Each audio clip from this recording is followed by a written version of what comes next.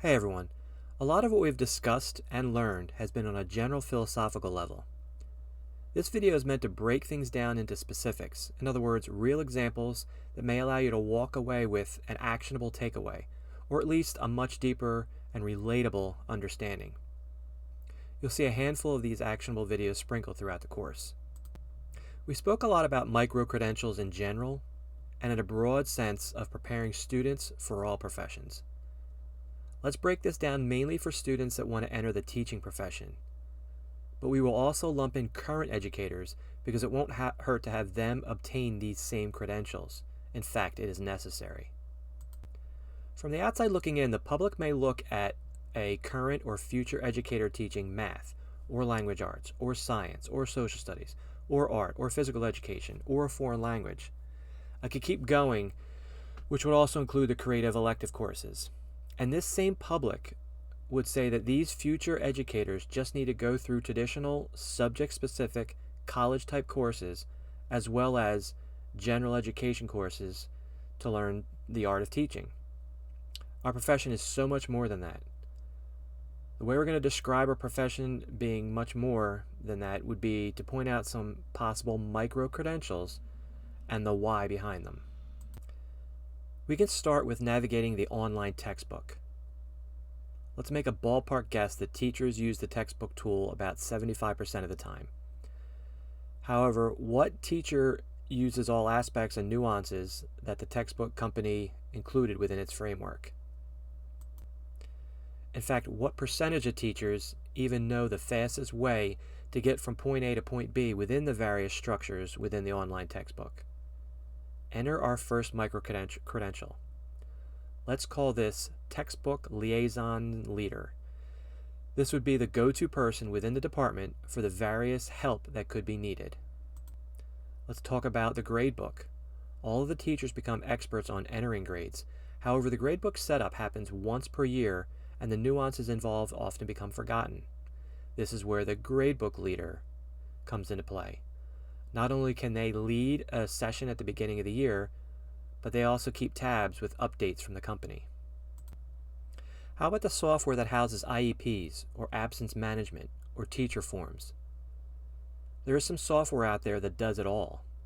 While this could be a big micro-credential, it also could be divided among a few individuals. Let's call these people back-end managers.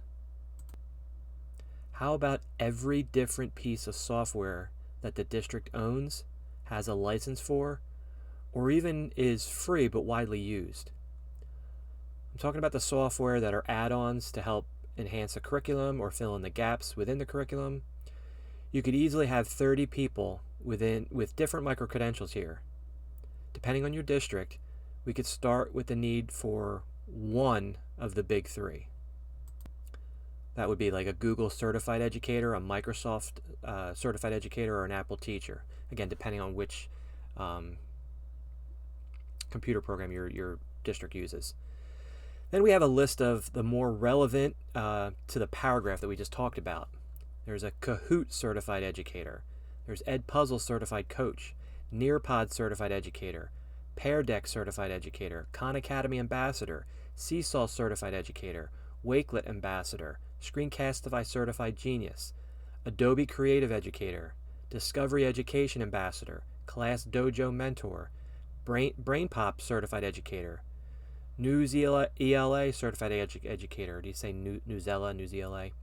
Quizzes game changer, Remind connected educator, Code.org professional learning partner, PLTW certified educator, Everfi certified teacher, which is financial literacy, GimKit certified educator, BlueKit certified educator, Classcraft ambassador, Teacher Pay Teacher school access advocate, Bottle ambassador.